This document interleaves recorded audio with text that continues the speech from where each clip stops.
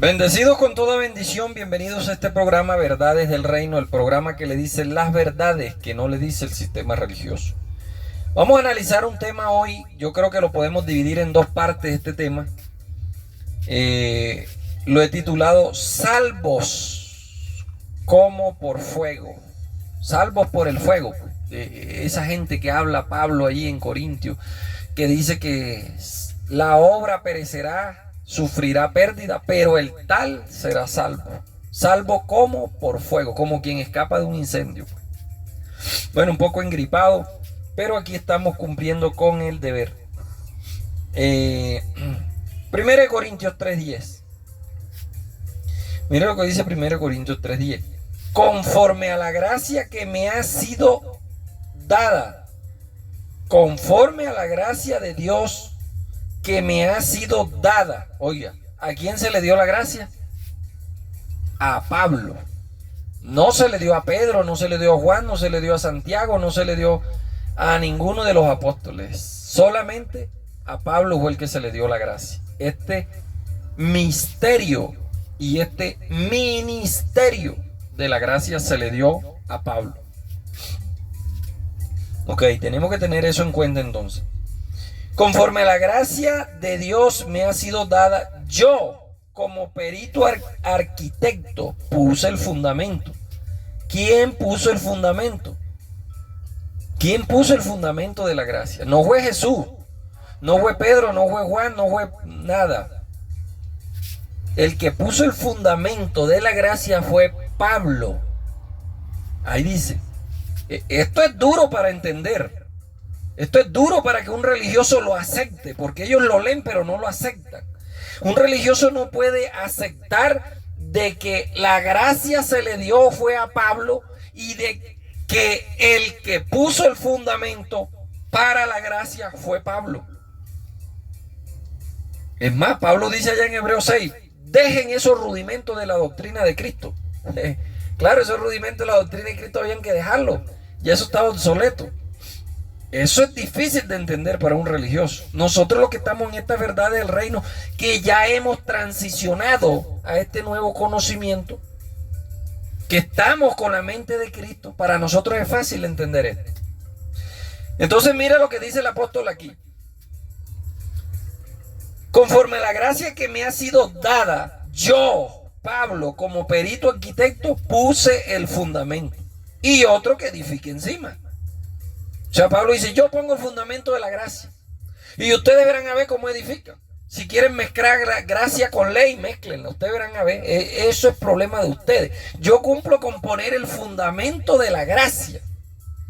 ¿Y cuál era el fundamento de la gracia? Ahí es donde está. Esa es la pregunta que nos debemos de hacer. ¿Cuál es ese fundamento de la gracia que puso Pablo? El fundamento de la gracia que puso Pablo es Cristo el resucitado. Ese fue el fundamento de la gracia. Porque él lo dice más adelante. Cuando yo vine a ustedes, yo no vine con palabras de hombre, sino con palabras recibidas de Cristo y de Cristo resucitado. Porque es que el apóstol Pablo no conoció a Jesús de Nazaret. Jesús de Nazaret es una cosa y Cristo resucitado es otra. Como Pablo, su primer encuentro con la gracia fue con Cristo el resucitado, y las 7 veces que Cristo el resucitado se le apareció, cada vez que se le apareció le reveló un misterio. Entonces Pablo no aprendió de Jesús de Nazaret. Los que aprendieron de Jesús de Nazaret fueron los 12 que anduvieron con él, que estaban sometidos bajo la ley. Por eso Cristo el resucitado se busca a Pablo. Se busca a Pablo porque era un instrumento útil para explicar la gracia. Entonces viene Pablo y pone el fundamento de la gracia. Y sobre ese fundamento de la gracia, Pedro quería edificar con ley. Santiago quería edificar con ley. Todos querían edificar con ley, pues. No, Pablo dijo, yo pongo el fundamento de la gracia, porque a él fue que le fue dada. Si usted lee en el libro de los Hechos, dice que a Pablo se le encomendó el evangelio de la incircuncisión. ¿Para quiénes? Para los gentiles. Y a Pedro, el de la circuncisión. ¿Para quiénes? Para los judíos. Eso está clarito ahí. Entonces, ¿a quién se le dio la gracia? A Pablo. El ministerio de la gracia fue dado a Pablo. ¿Y quién puso el fundamento de la gracia? Lo puso Pablo. Ahora Pablo dice aquí, cada uno mire cómo edifica. Porque nadie puede poner otro fundamento que el que ya está puesto, el cual es Jesucristo. No dice Jesús de Nazaret, dice Jesucristo. Jesús de Nazaret era aquel nacido de mujer que andaba por las calles de Israel, caminando por las calles de Jerusalén. Ese era Jesús de Nazaret. Jesucristo no es Jesús de Nazaret. Jesucristo es espíritu vivificante, un espíritu que da vida. Y este espíritu que da vida, este espíritu vivificante llamado Jesucristo, fue el que enseñó a Pablo. Fue el que le reveló los 7 misterios. Entonces Pablo dice, porque nadie puede poner otro fundamento que el que ya está puesto, que es Cristo. Y sobre ese fundamento alguno edificare. Óigase bien, si sobre ese fundamento alguno edificare con oro, plata, piedras preciosas, madera, heno, hojarasca. Menciona 6. Ya usted sabe qué significa el número 6, ¿cierto? Todo lo que sea número 6 tiene que ver con la humanidad, con lo humano. Entonces, este fundamento fue para los humanos en general. Y el apóstol Pablo dice, bueno, el que quiere edificar, que edifique. Ya yo puse el fundamento. Y hoy en día, no solamente en la época de Pablo edificaron con paja, con heno y con hojarasca, 3 materiales viles, y oro, perlas preciosas y ¿qué? Y plata. Son 3 metales preciosos. Entonces tenemos materiales viles, que son paja, heno y hojarasca, o madera, y materiales preciosos, que son oro, plata y piedras preciosas.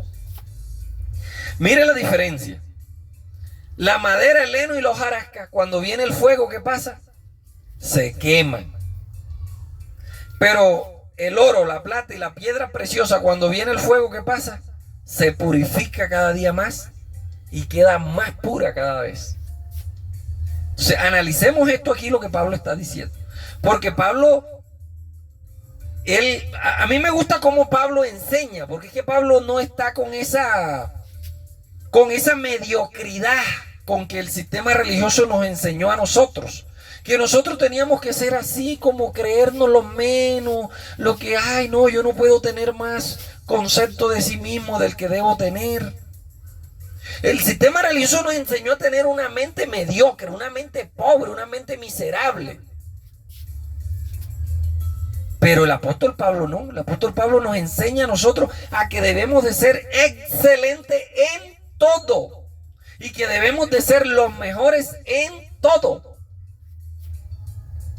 Entonces, el apóstol Pablo dice, ustedes, y él lo dijo, yo sé que después de mi partida muchos vendrán y harán mercadería de ustedes. ¿Qué quiere decir esto? Que iban a empezar a edificar con paja, con heno, con madera, con hojarasca. Y eso fue lo que sucedió. Y hoy en día todavía está sucediendo. Todavía hay pastores que te edifican a ti, es con paja, con heno, con madera, con hojarasca. Puras enseñanzas que te debilitan. No te fortalecen, no te ponen más precioso con la prueba de fuego. Sino que se quema la obra. Se quema la obra. Porque te edificaron con paja, con madera, con hojarasca. Y mire lo que dice el apóstol. Y si sobre este fundamento alguno edificare con oro, plata, piedras preciosas, madera, pana, hojarasca, la obra de cada uno se manifestará. Porque el día, óigase bien, el día la declarará. Pues por el fuego será revelada y la obra de cada uno, sea cual sea, el fuego la probará. Aquí se habla de un día, dice, la obra de cada uno se hará manifiesta, porque el día la declarará. ¿Cuál día? ¿Cuál día la iba a declarar? Ahí es donde nosotros tenemos que ahondar. Porque Pablo dice, yo puse el fundamento. Óigase bien, el fundamento no es la unicidad, ni la Trinidad, ni hablar en lengua, nada de eso. Ese no es el fundamento, aunque el sistema religioso hoy ha puesto ese fundamento. Hay unos que están fundamentados en la unicidad. Su fundamento es la unicidad, pues. Y aquí la Biblia dice que el fundamento no es la unicidad, el fundamento es Cristo. Entonces, si tú estás edificando y tú crees que el fundamento es la unicidad, estás edificando con paja, estás edificando con heno, con hojarasca. El día que venga el fuego, vas a sufrir pérdida. Porque estás edificando no con el fundamento que ya Pablo puso. Estás edificándote sobre la Trinidad o sobre la unicidad o sobre el hablar. Si no hablas en lengua, bueno, mejor dicho, pues no. Pobrecito el hermano Chago Márquez, toda su vida en la iglesia y nunca habló en lengua. Nunca lo oyeron hablar, nunca lo escucharon balbucear. Y como nunca lo escucharon balbucear, nunca lo utilizaron ni para recoger una ofrenda ni para nada. Porque nunca balbuceó. Pero le llevaron un niño muerto, le puso la mano, oró y se resucitó el pelado. Le llevaban una persona con enfermedad terminal, la oraba, se sanaba. Pero como no hablaba, usa la manga larga, usa la manga corta. Como no hablaba eso, nunca lo usaron en el púlpito, nunca lo montaron allá arriba en el altar a cantar ni a nada. Porque no balbuceó. Así anda el sistema religioso. Así anda el sistema religioso. Porque su fundamento no es Cristo. Su fundamento es el hablamos hablar en lengua. Su fundamento es la unicidad. Su fundamento es la Trinidad. Están edificando sobre heno, sobre madera, sobre hojarasca. Todos estos materiales son simbólicos. Cada material de esto tiene una simbología y podríamos gastarnos aquí media hora explicando cada material qué significa. La madera significa humanidad. El oro significa divinidad. La plata significa redención. Y todo esto podríamos aquí explicar media hora cada material, pero no vamos a profundizar en esto. Porque es que hoy en día hay personas que ya fueron salvas, pues. Pero fueron salvas como por fuego. Porque cualquier viento los sopla y se los lleva y hoy están apartados, hoy están en la iglesia, son cristianos, predicadores, servidores, pero mañana se apartan y ya pierden la salvación. Dios borra el nombre de ellos del libro de la vida. Como lo decía yo en la enseñanza, no viva bajo promesa, vive bajo el cumplimiento. El sistema religioso vive bajo promesa. Y vivir bajo pronóstico es vivir una vida desgraciada. Porque tú estás bajo un pronóstico que se puede cumplir o no se puede cumplir. Hoy saco el pie, me perdí la salvación. Mañana meto el pie, otra vez soy salvo. Pero yo soy salvo. Y saca el pie y se descarrió otra vez. Entonces, ¿qué clase de Dios es ese que nosotros tenemos? Bueno, ya yo esto lo expliqué ahí en la enseñanza esa titulada ¿Se pierde la salvación, sí o no? Hay 4 partes de esa enseñanza si la salvación se pierde o no. Entonces aquí el apóstol Pablo dice que el día es el que va a revelar la obra de cada quien. ¿Cuál día? Esta es otra pregunta que tenemos que hacerle al texto. ¿Cuál día va a revelar la obra de cada quien? ¿O cuál día iba a revelar? Porque esto es una profecía trascendente, no es una profecía inminente.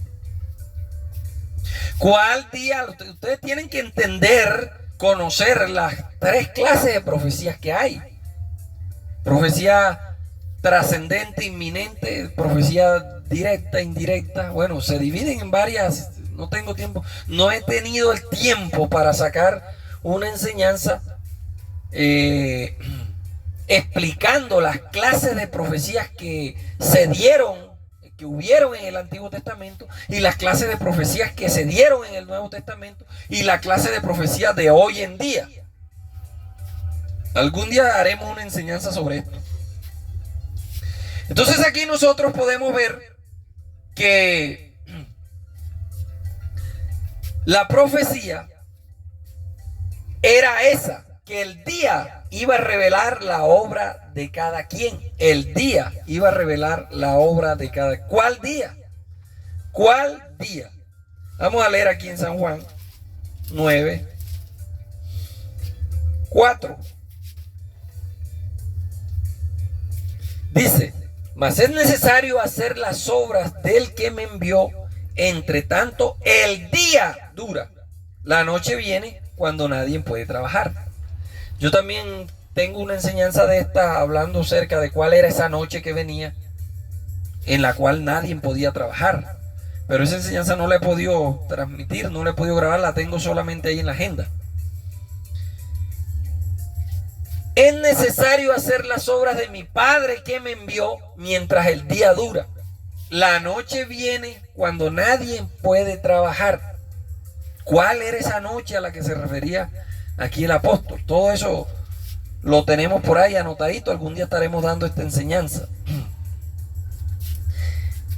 Primera de Juan. Primera de Juan 4:17.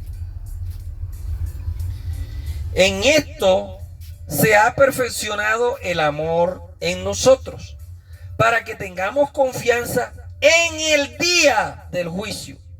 Pues como Él es, así somos nosotros en este mundo. Aquí se está hablando de ese mismo día, el día del juicio. ¿A qué juicio? ¿Qué juicio? ¿A qué juicio se refería?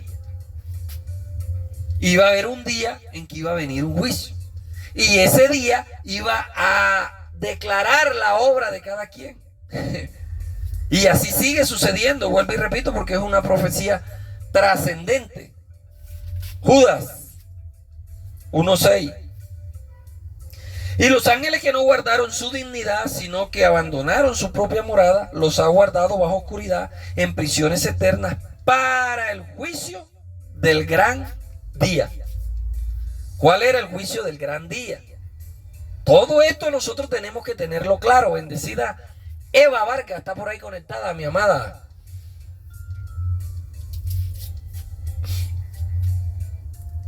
Segunda de Pedro 3:10.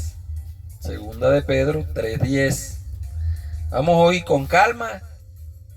Estoy un poco afectado de la garganta, pero quiero que analicemos esta enseñanza bien analizadita. Si hay que dividirla en dos, en tres enseñanzas, lo hacemos. 3:10. Pero el día del Señor vendrá como ladrón en la noche. Oiga, estaba hablando Pedro de un día también que iba a venir. De un día que iba a venir. ¿Y cómo iba a venir ese día? Como ladrón en la noche.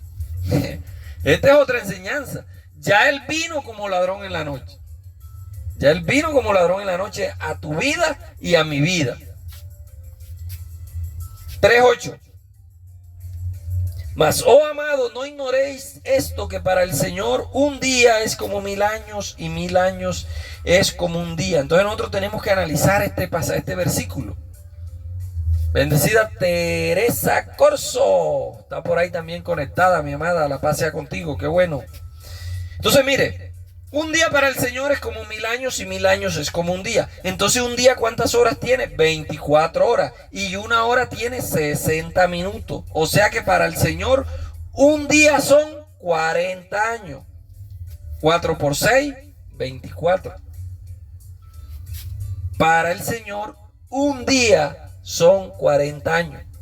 Por eso es que la transición del antiguo pacto al nuevo pacto duró 40 años, un día. Porque para el Señor un día es como 1000 años y 1000 años es como un día. El Señor murió en el 33, ¿cierto? O 33 y medio, por ahí. Bueno, ahí están las cuentas, están embolatadas porque como Nerón quemó a Roma y se perdió todo esos calendarios, entonces comenzaron de nuevo. Pero entonces mire, en el 33, y la última fortaleza, que fue la fortaleza de Masada, cayó en el año 73. 40 años completitos. Es decir, una hora. Porque para el Señor 40 años es una hora. Porque una hora, un día es como una hora Un día es como 1000 años y 1000 años es como un día. Y un día tiene 24 horas y la hora tiene 60 minutos. 6 por 4, 24. Ahí está la cuenta. Por eso el Señor habló mucho de la hora. Él dijo, la hora viene y ahora es. Era en esa hora que se iban a cumplir las cosas. En esos 40 años. En ese comenzar. Del 30 al 70. Era en esa hora que tenía que comenzar. Juan 5:25. De cierto os digo que viene la hora, y ahora es, cuando los muertos oirán al Hijo de Dios, y los que lo oyeren vivirán. Cuando él dice que viene la hora, se estaba refiriendo a la hora de la resurrección de los muertos. Por eso él dice, y ahora es. O sea, él estaba en la hora. Lo que estaba diciendo es que viene el fin de la hora, porque los muertos resucitaron en el final de esa hora, el 15 de abril del año 70. Ya yo puse las evidencias ahí, donde Josefo fue testigo ocular de todos estos acontecimientos. No solamente Josefo fue el que lo registró, porque él era el que tenía acceso a tener hojas y a tener escritos y pergaminos y tinta, y tenía el mandato por el gobierno romano de documentar todo lo que iba a suceder allí. Y ahí Josefo documenta cómo los ejércitos romanos subieron por el muro oriental como langostas, cumpliéndose la profecía que estaba en Apocalipsis, que las langostas salieron del abismo. Ahí está todo bien clarito, mis amados. Bueno, 17:1 de San Juan. Avanzamos. Estas cosas habló Jesús, levantando los ojos al cielo, y dijo, Padre, la hora ha llegado. Óigase bien. Allá dijo que la hora viene, y ahora aquí dice que la hora ha llegado. Estaban en la hora. Esa era la hora. Glorifica a tu Hijo, para que también tu Hijo te glorifique a ti, como le has dado potestad sobre toda carne, para que dé vida eterna a todos los que le diste. Entonces aquí, los bendecidos, amados, que se la mantienen por ahí peleando de la unicidad y la Trinidad, yo me he cansado de pedirle un verso bíblico donde taxativamente diga la palabra Jesús es Dios, o donde Jesús haya dicho que Él es el Padre. Y no me han podido mandar un verso, porque hay muchos versos donde los ángeles dicen que Él es el Hijo de Dios, el mismo Espíritu Santo dice que Él es el Hijo de Dios. Bueno, hay un montón de versos que dicen que Jesús era el Hijo de Dios. No hay un solo verso que taxativamente diga Jesús es Dios. Eso no existe. Entonces mis hermanos de la unicidad por ahí me detractan y me llaman de todo, pues me insultan y me dicen de todo. Bueno, el Eterno tenga misericordia de ellos. Algún día entenderán estas verdades. La verdad es que yo estuve también allá en el sistema religioso durante 33 años. 16:25.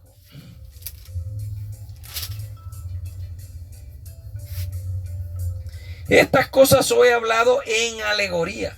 La hora viene, mire, hablando de la hora, cuando ya no os hablaré por alegoría, sino que claramente os anunciaré acerca del Padre. ¿Cuál era esa hora? ¿Y a quién no le habló por alegorías? Solamente al apóstol Pablo. Al apóstol Pablo él no le habló por alegoría. Él le habló claramente y le reveló los 7 misterios que no le reveló a los 12. Pues los 12 no estaban preparados y además no había llegado esa hora. Por eso es que nosotros tenemos que relacionar, mi amado. Por ahí en estos días un bendecido me hizo una pregunta: ¿qué relación y qué cumplimiento había con las 7 fiestas judías?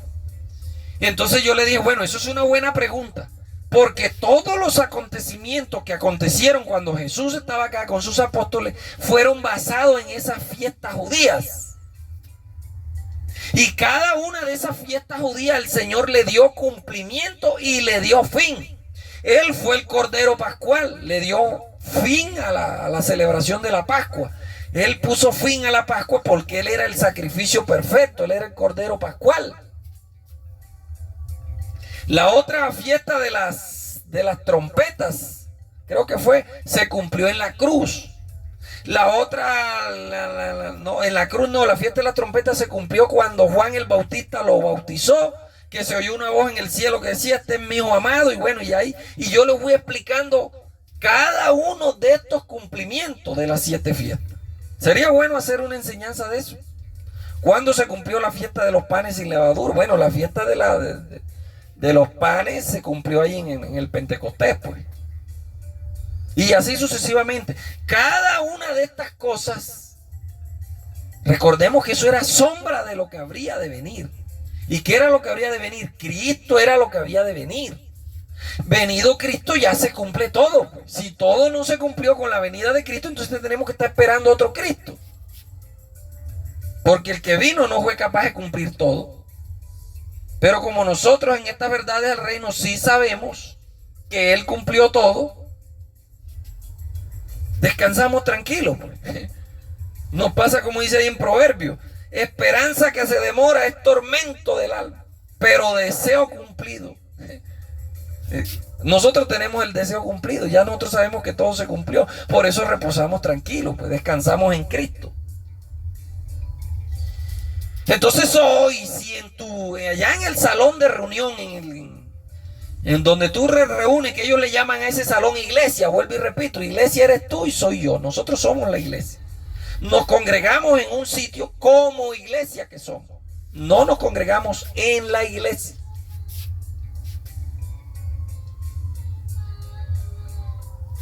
Entonces, si allá te están dando todas estas enseñanzas y todavía te están metiendo Antiguo Testamento y te están mezclando ley, te están edificando con heno, con madera, con hojarasca, con paja.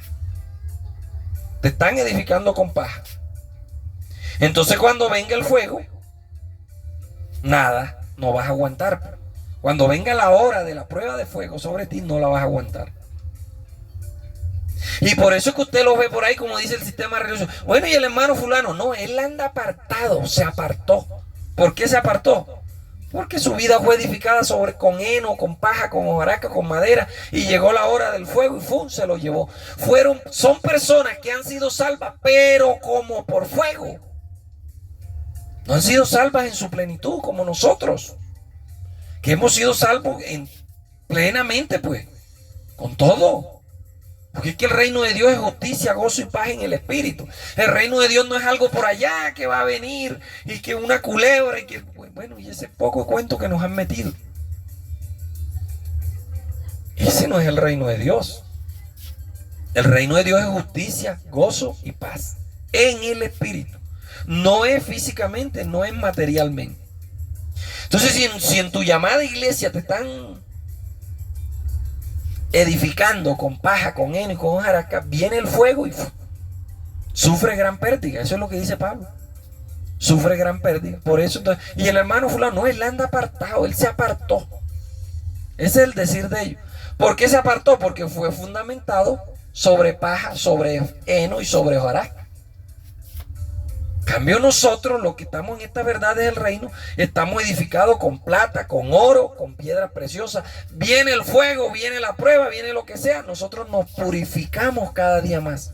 Por eso nos resbala todo lo que ellos nos dicen. Toda la peste que me echan a mí por las redes sociales, eso me resbala. Porque yo tengo la unción del santo. Y cuando usted está ungido con ese aceite, lo que le tiren, ¡fum!, le resbala. Y usted sigue su camino tranquilito como si nada. Bendecido con toda bendición. El próximo sábado continuamos con este tema, salvos como por fuego.